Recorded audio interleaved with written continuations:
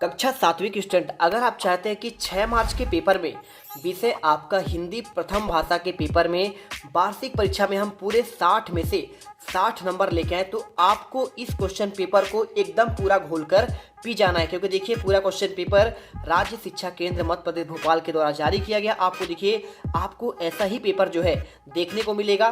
देखिए, सबसे पहले आपको कुछ निर्देश दिए गए हैं, बहुविकल्पी क्वेश्चन 1 से लेकर आपके 5 तक। ठीक है, तो यहाँ पे देखिए निर्देश में लिखा है सही विकल्प का चयन कीजिए और प्रत्येक प्रश्न के लिए आपको 1 अंक आपको दिए जाएंगे। पहला क्वेश्चन पढ़ते हैं, बेशुमार शब्द का उपसर्ग है। ठीक है, कौन सा आपका उपसर्ग है इसमें? चलिए ऑप्शन देखते हैं, थोड़ा सा जूम कर लेते हैं। ठीक है, बेशुमार शब्द में उपसर्ग है आर, बे, मार या फिर देखिए बेस। तो देखिए, आपको उपसर्ग कहाँ लगता है?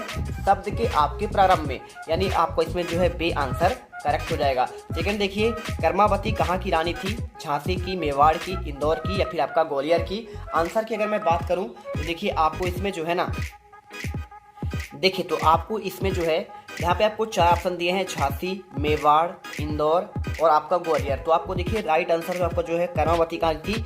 मेवाड़ की रानी थी। इसके बाद देखिए, कल सरिता समझ में, देखिए यहाँ पे बोला है ना, यहाँ पे गई थी। देखिए तो यहाँ पे आत्मसम्मान, सम्मान, अभिनंदन या फिर देखिए आपका अभिवादन। तो आपको इसमें बताना है यहाँ पे क्या हो जाएगा आंसर। तो आपका इसमें हो जाएगा, देखिए यहाँ पे अभिनंदन हो जाएगा। ठीक है, आंसर आपको अभिनंदन करना है।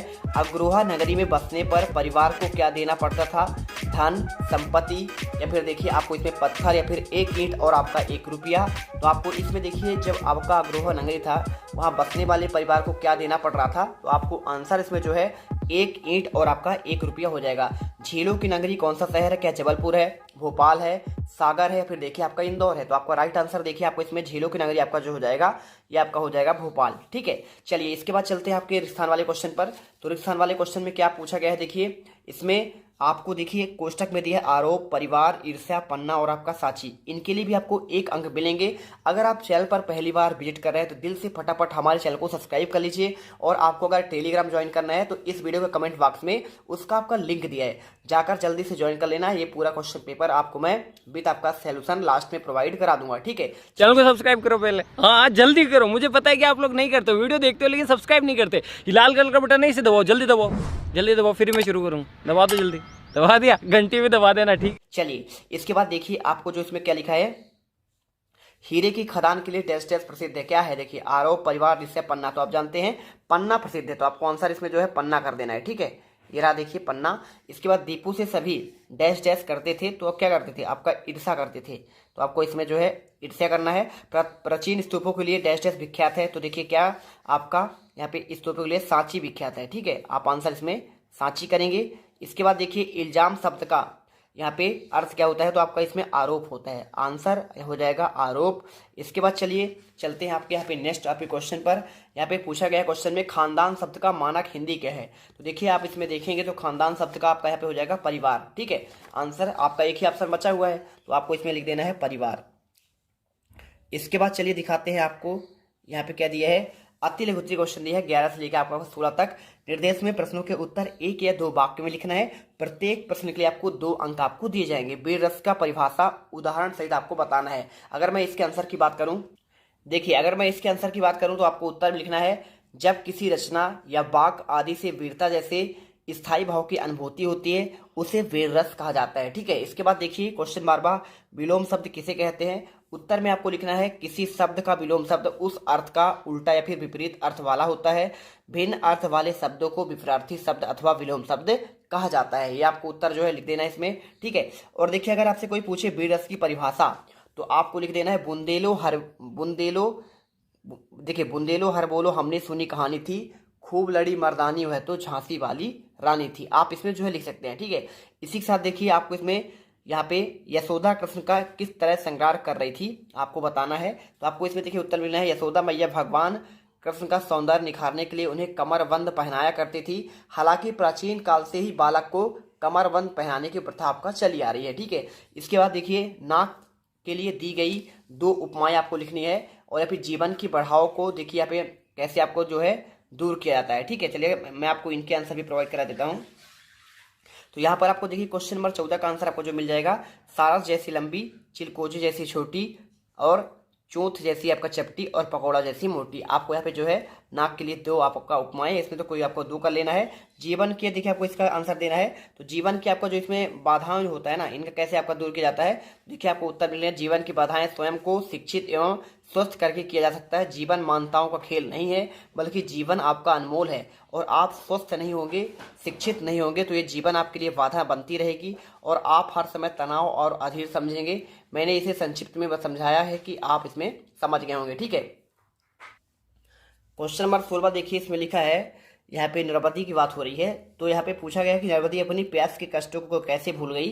तो आपको देखिए उत्तर लिखना है, नरपति अपनी प्यास के कष्ट को भूल गई, उसकी आंखों के सामने परेशान पिता का चेहरा और उसकी आंखों में आंसुओं की झड़ी लग गई। ठीक है, तो क्वेश्चन का आंसर आपको मिल गया। इसके बाद चलिए देखते हैं, आपको यहाँ पे लघुत्तरीय क्वेश्चन आते हैं। इससे आपको 70 से आपके 22 तक क्वेश्चन आपको देखने को मिलेंगे। 40 से 50 शब्दों में इसका उत्तर लिखना है, जो आपको 3 अंक में आपको मिलेंगे। ठीक है, अनुप्रास अलंकार की परिभाषा और आपका उसका उदाहरण सहित आपको पूछा गया है। देखिए, तो इसका आपको उत्तर मिल जाएगा, जहाँ स्वरों की समानता के बिना भी वर्णों की बार बार आवृत्ति होती है, वहाँ हम अनुप्रास अलंकार का प्रयोग करते हैं। अनुप्रास अलंकार के उदाहरण जैसे आपको क्या हो जाएगा, जन, रंजन, मंजन, धनुज, मनुज, रूप, सुर, भूप। देखिए आप चाहो तो इसमें आप ये भी लिख सकते हैं, तरणी, तनुजा, तट, तमाल, तरबोर, बहुछाए। ठीक है, जो आपसे बने आप वो कर लीजिएगा। इसके बाद देखिए आपको क्वेश्चन 18 मिलेगा, लेखक ने किन स्थानों की यात्रा की। उत्तर में आपको लिखना, देखिए लेखक ने सोनारी और शिव सागर की यात्रा की। ठीक है, इसके बाद देखिए क्वेश्चन आपका इसमें 19वां आता है। 19वें क्वेश्चन में पूछा गया है, देखिए इसमें सुमन शब्द के 3 पर्यायवाची आपको लिखना है। ठीक है, अब सुमन शब्द के देखिए इसमें 3 पर्यायवाची कौन कौन से हो जाएंगे, तो आपको इसमें हो जाएगा देखिए सुगंध, गंध और आपका सुरभि। ठीक है, आपको ये उत्तर करना है। क्वेश्चन देखिए 20वां, रस की परिभाषा और आपका इसका उदाहरण सहित आपको बताना है। तो कैसे लिखेंगे, देखिए आपको इसमें लिखना है, रस की परिभाषा काव्य के पढ़ने, सुनने अथवा अभिनय देख में पाठक, श्रोता और दर्शक को जो आनंद की अनुभूति हो। देखिए कोई आपको पढ़ेगा तो उसे क्या करेगा, उसे बोलेंगे पाठक, कोई आपका सुनेगा उसे तो बोलेंगे श्रोता, और कोई उसे अभिनय देखेगा तो उसे बोलेंगे दर्शक। तो इनको जो आनंद की अनुभूति होती है उसे रस कहते हैं। और रस की परिभाषा, सहृदय के हृदय में जब स्थायी भाव का विभाव, अनुभाव और आपका संचारी भाव संयोग होता है तब उसे रस की उत्पत्ति माना जाता है। ठीक है, आप इसमें देखिए उदाहरण कर लीजिए, बतरस लाल की मुरली धरी लुकाए, सौ करे भौन हंसे, देन करे नट जाए। आप इसमें उत्तर भी कर सकते हैं। देखिए एक तो बेसिक ट्रिक है, एक तो लाइक और शेयर ठोक दीजिए, महाकाल का दबाकर लाइक और शेयर ठोक दीजिए। 5000 लौटे दिख जाना चाहिए। ये 4000 के लिए मैं यहाँ पे नहीं खड़ा हूँ, पूरा साल मेहनत करता हूँ आपके लिए बेटा। ऐसा नहीं चलेगा, ऐसा नहीं चलेगा, लाइक ठोकी दबा के। इसके बाद देखिए, नेहरू जी ने अपनी भाषण को गंगा में डालने की इच्छा व्यक्त क्यों की थी, ये क्वेश्चन आपसे पूछा गया है। तो देखिए आपको सिंपल से आपको इसमें आंसर जो है यहाँ पे आपको बताया जाएगा। तो देखिए आपको इसमें उत्तर लिख दीजिएगा, नेहरू जी अपने भस्म को खेतों में बिखेरने की इच्छा व्यक्त की, क्योंकि नेहरू जी ने अपनी भस्म को खेतों में बिखेरना चाहते थे। वह अपना देश और मिट्टी में ही अंत समय में मिलना चाहते थे। इसके बाद आपका देखिए 22वां, योग के अति सूक्ष्म साधन कौन कौन से, ये क्वेश्चन पूछा गया है। इसमें देखो यहाँ पे उत्तर है, योग के अति सूक्ष्म साधनों में निम्नलिखित प्रकार से वर्गीकृत किया जा सकता है, आसन, प्राणायाम, मुद्रा, ध्यान, मनन, समाधि, ज्ञान, भक्ति, योग साधना। योग के शारीरिक अतिसूक्ष्म साधनों का उद्देश्य शरीर के स्वस्थ और सुगठित बनाना। ये साधन शरीर के विभिन्न अंगों और ऊतकों को जागृत करके सक्रिय करते हैं। ठीक है, तो आपको उत्तर कर लेना है। इसके बाद देखिए आपको दीर्घ उत्तरीय क्वेश्चन 23 से आपको 26 तक करना है। 75 से आपको 120 शब्दों में लिखना है। 5 अंक आपको इसमें मिलेंगे। ठीक है, किसी एक महापुरुष के बारे में आपको 10 वाक्य लिखने हैं, जवाहरलाल नेहरू, डॉक्टर अंबेडकर या फिर महात्मा गांधी के बारे में। ठीक है, तो चलिए आपको मैं इसके आंसर भी आपको प्रोवाइड करा देता हूँ। तो यहाँ पे देखिए आपको महात्मा गांधी के बारे में आपको मैं 5 वाक्य लिखाता हूँ। महात्मा गांधी का जन्म 2 अक्टूबर को गुजरात के पोरबंदर के एक मध्यम परिवार में हुआ था और उनके पिता करमचंद गांधी गुजरात के पोरबंदर शहर के दीवान थे। ठीक है, इसके अलावा देखिए आपको लिखना है, उनकी शादी मई में कस्तूरबा मखांगी कपाड़िया नामक महिला से हुई थी। सितंबर 1888 में महात्मा गांधी उच्च अध्ययन के लिए लंदन चले गए थे, यानी बैरिस्टर की पढ़ाई करने के लिए, और तभी इन्हें बैरिस्टर गांधी भी कहते हैं। गांधी जी का रंग भेदभाव के खिलाफ हमेशा यहाँ पे लड़ते रहे, यानी गोरे अंग्रेजों के लिए। ठीक है, चलिए इसके बाद देखिए क्वेश्चन 24वां, मेरी कविता का मुख्य भाव अपने शब्दों में लिखना है। 25वां, कलाम ने अपनी शिक्षा पूरी करने के लिए क्या संघर्ष किया, और अपने प्रधानाध्यापक को 3 दिवस की छुट्टी के लिए आवेदन पत्र लिखना है। चलिए 24वें का आंसर आपको लिखना है, मेरी कविता का मुख्य भाव लिखना है। इस कविता में कवि अपने सद्व्यवहारों के लिए ईश्वर से प्रार्थना करते हैं। वे अपने सहृदय में घमंड, क्रोध, ईर्ष्या जैसे दुर्भावों को नहीं रखना चाहते।